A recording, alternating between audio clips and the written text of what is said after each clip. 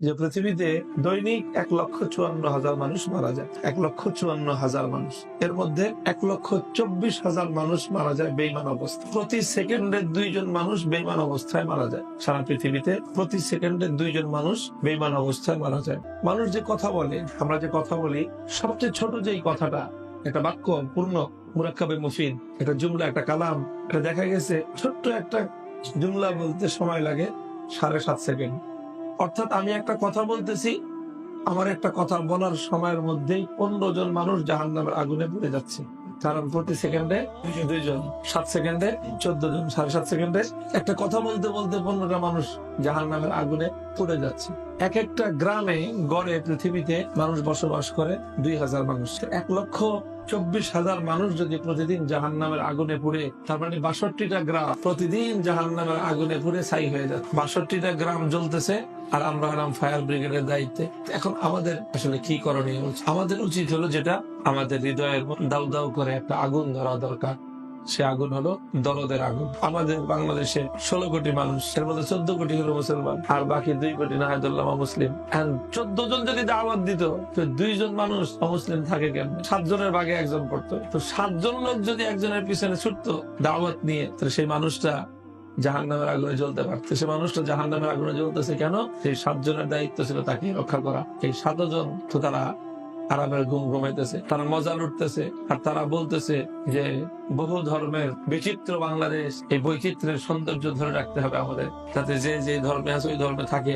ধর্মান্তরিত হয়ে গেলে তো আস্তে আস্তে কুফর বিলুপ্ত হয়ে যাবে, তখন আর এই সৌন্দর্য থাকবে না। সমাজের প্রত্যেকটা মুমিন যদি দায়ী হইতো, প্রত্যেকজন মুমিন যদি দায়ী হইতো, তাহলে কোন মানুষ অমুসলিম থাকতে পারতো। এই যে ইফতার পড়ার যে ফিতনা শুরু হয়েছে, এটা বড় ফিতনা শুরু হয়েছে। কি পড়া? ইফতার পড়া, বড় ফিতনা। প্রত্যেকে বুঝতেছে যে আমার নামের শেষে মুফতি লাগাইতেই হবে। এটা চাকরির জন্য দরকার, বিয়ে শাদীর জন্য দরকার, যাই কিছুর জন্য। কারণ পরিবার কোথাও বায়োডাটা দিলে জিজ্ঞেস করে খালি আলেম না মুফতি আলেম। এই জন্য পড়াশোনা যাই হোক, নামের শেষে একটা মুফতি ডিগ্রি লাগায়।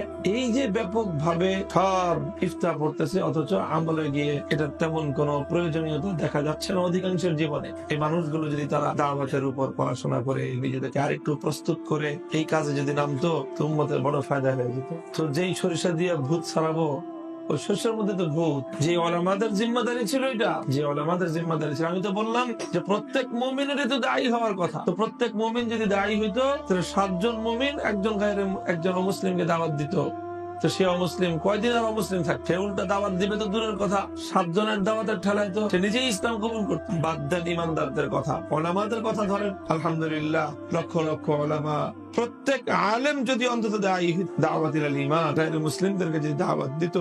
আমাদের তো অধিকাংশ ওলামায়ে কেরামের এই অবস্থা যে গায়রে মুসলিমের কাছে যে দাওয়াত দেওয়া যায়, এই কল্পনাই নেই। অমুসলিমের কাছে আবার কেমনে দাওয়াত? অর্থাৎ আমরা আমাদের মূল শিকড় থেকে কত দূরে চলে গেছি, অথচ আমাদেরকে পাঠানোই হয়েছে সমস্ত অমুসলিমের কাছে দাওয়াত, দিন ইমানের দাওয়াত পৌঁছানোর জন্য আল্লাহ আমাদেরকে সৃষ্টি করেছে। তো আপনাদের কাজ হবে, এটা বড় একটা কাজ হবে, যে আপনারা এই নতুন ফারেগিনদেরকে তশকিল করবেন দাওয়াতের মেহনত পড়াশোনার জন্য, এবং দাওয়াতের পড়াশোনার পর দাওয়াতের মেহনতের জন্য।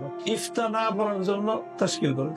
ইফতা পড়িস, মুফতির জ্বালায় দেশে এখন গিজ গিজ করে, পাও রাখা যায় না মুফতির। যে পরিমাণ মুফতি হয়েছে, আগামী 50 বছর যদি বাংলাদেশে এখনো মুফতি নাও হয়, তাহলে এই জাতির ফতোয়ার জন্য কি এখন দরকার? দায়ী, কাজের দরকার, কাজ, দায়ী দরকার। দায়ী ঘরে ঘরে দায়ী দরকার, ঘরে ঘরে মুফতির দরকার নাই। পুরা মহল্লায় একজন মুফতি থাকলেই যথেষ্ট। কিন্তু দায়ী প্রত্যেক